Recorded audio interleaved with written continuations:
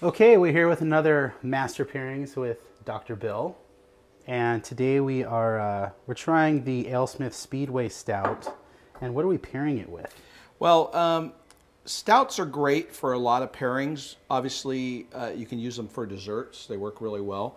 So I have a very decadent gourmet chocolate cupcake, Right. called the Ultimate Cupcake, for us to try. Yeah, generally when I do the dark stouts, Right. at least lately, that's my first thought is to pair it with a dessert. But there's cheese on this. Yeah, there is cheese. They go with different things. And this is a big beer. This is a 12% beer brewed by Alesmith Brewing out of San Diego.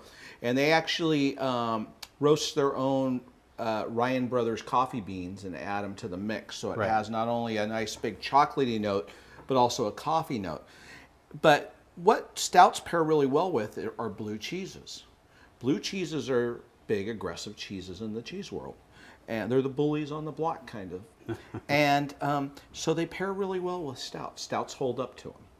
And so I have two cheeses here. I have a Point Reyes Blue from California. It's fabulous. It's got a little tanginess, nice salt mix. It's just wonderful. And then I have a Bleu de Averine. I may have butchered the Averine. Sorry, guys, you Francophiles. And it's a great blue with a nice stinky rind to it, but it's really creamy and subtle for a blue, and there's the salinity level is a little lower. Cool. So I think you should try the beer first. Take your 3 sips so you can get your palate acclimatized to it, or acclimated.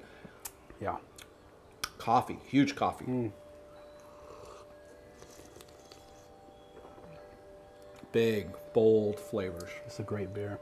Will the food hold up to it? Well, I was smelling the that delicious? cupcake earlier, and I think it will because it smells very rich. By the way, I'm serving this cellar temperature, 68 degrees. It's not seen a refrigerator. And how do you like it like that? It tastes really good. Yeah. Big beers, great beers. They don't have to be ice cold. Even though the French like to do cheese for dessert, we're going to start with the cheese and go into the chocolate. Cool, because okay? I wanted to start with the cheese. So help yourself. Why don't you try that one, and I'll try this one, then we'll flip-flop. Okey-doke. Now, for anyone that doesn't know, what is the blue in the blue cheese? The blue cheese are various strains of penicillin.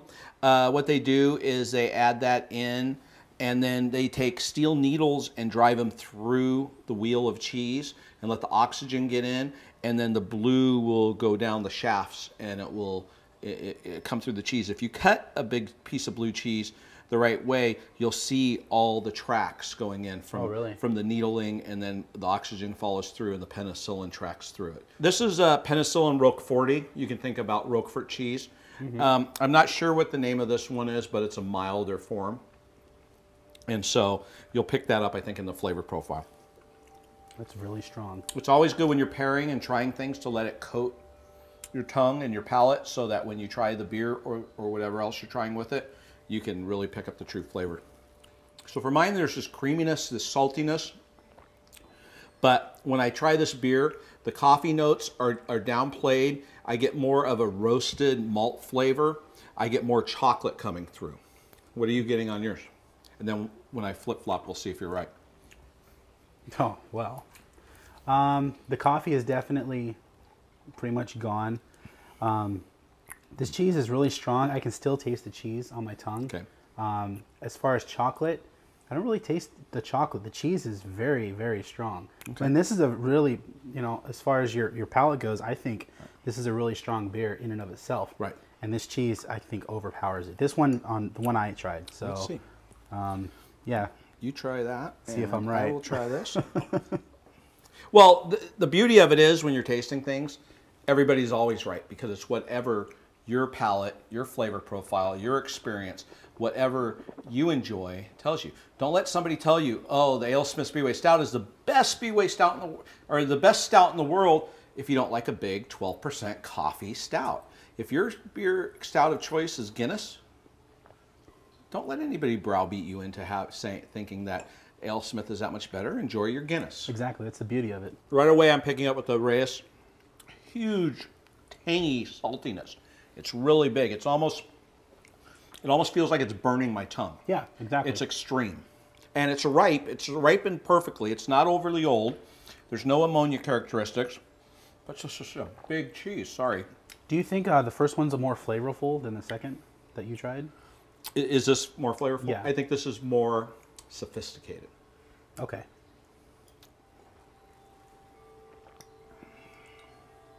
Yeah, it still deadens the coffee for me. Which is okay, which you want. You want to be, are you picking up any chocolate notes with this? Yeah, I am now. Good. It's not, That's a wonderful pairing. It's not as powerful as this cheese. This cheese I think is too big. This cheese is aggressive. I don't know.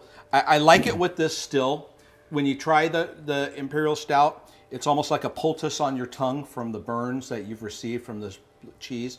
And I love Point Reyes Creamery, and I love this cheese, but it's hard, even with a big beer like this, to...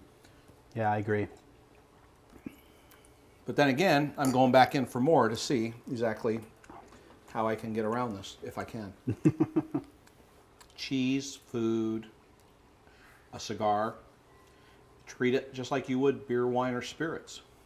You can't take 3 sips of any of those things, but your first bite is going to be intense. Yeah. Your second bite, you can't really open your palate, but your palate will become more used to it. Okay.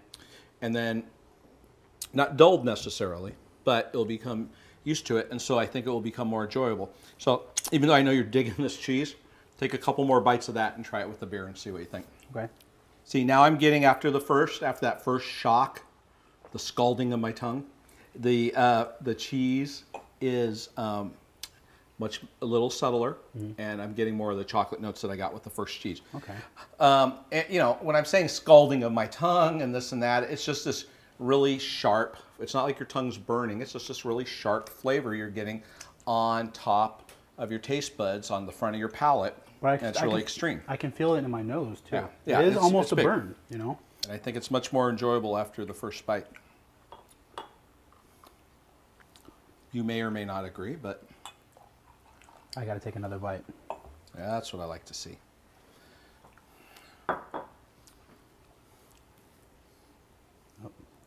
It almost got a little sweeter the second time. Yes, that's because now you've had the interplay of the beer on your palate and the cheese. And so now the pairing is coming more full circle, and it's becoming much more of a meshing instead of just the cheese and then getting through the cheese to the beer. Yeah. And that. See how they kind of it's meld kind together? Of, yeah, exactly. Yeah. You're that's totally good. right. And so that's how you have to do it. And you have to take that into consideration if you're doing a dinner or if you're doing things for a bunch of people, what you would use. I probably wouldn't use the Point Reyes Blue right off the bat because everybody would have the same assumption you did right away, which is, oh my God, this will never pair. But if I cut 4 portions of it and gave them 4 tastes of this beer, and by the 4th tasting, I would have them converted. Well, I'm eager to try this chocolate. Me too. Cupcake. So let's see here. Let me grab my trusty cheese knife, which will be a cupcake knife in this case, and do that kind of thing. There we go. I don't know how to approach this. I'm just going to dig in. Yeah, just grab it.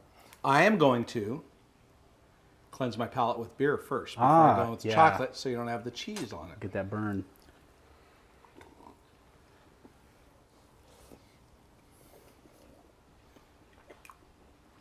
It's good.